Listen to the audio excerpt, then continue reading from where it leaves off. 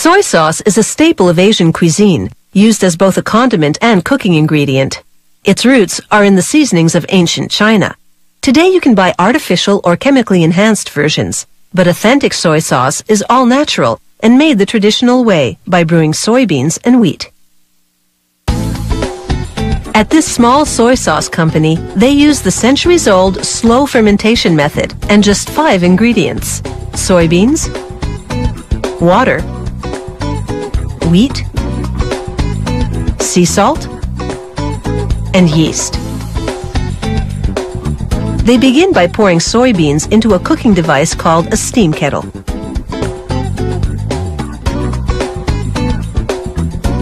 After thoroughly rinsing the soybeans twice, they fill the kettle with water. Then close the lid and boil the beans for 4 hours. Meanwhile, they pan roast wheat in a skillet for about 25 minutes. Then they put the roasted wheat through a mill. The mill's steel rollers crack each grain into several pieces. This will enable the yeast to better penetrate the wheat during the fermentation process. When the soybeans are ready, they take them out of the kettle and spread them out in large trays to cool.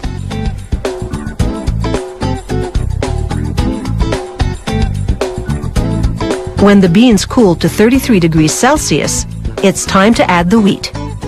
After mixing everything thoroughly, they sprinkle on yeast and mix again. The ingredient proportions are key and therefore a company secret.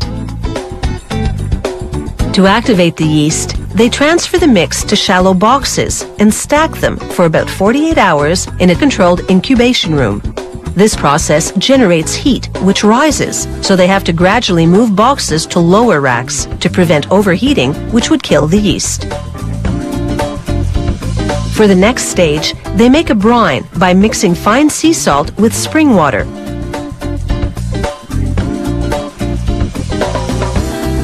To give its soy sauce a distinctive taste, this company repurposes bourbon barrels from local distilleries to use as fermentation vessels. Traces of bourbon in the wood permeate the mix as it ferments, imbuing the sauce with a subtle smoky and sweet flavor. After dissolving the sea salt in the spring water, they add the soybean mix, creating a moromi, the Japanese word for soybean mash. They blend for a few minutes, then seal the barrel and leave it to ferment.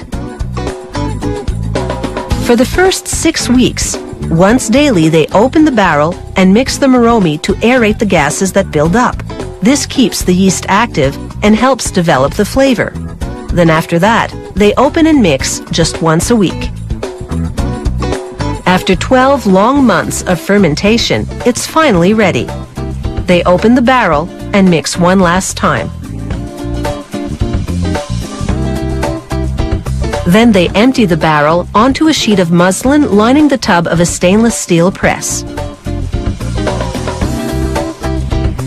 They fold over the sheet to enclose the moromi.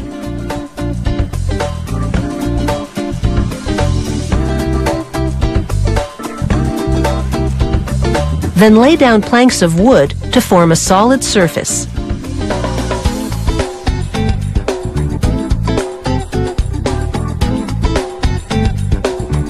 The press applies 6 tons of pressure, forcing the planks downward against the moromi.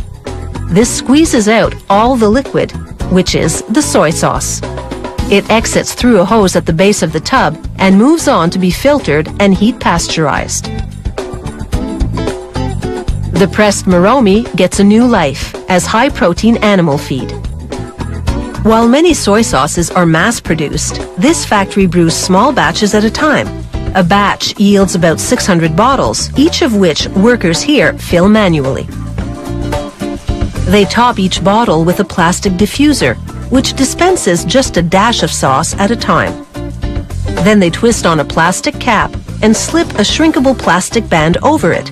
Using a heat gun, they seal the band tightly around the cap and bottle. Then the label, on which they write the batch code and bottle number by hand. A fitting finale for this signature soy sauce.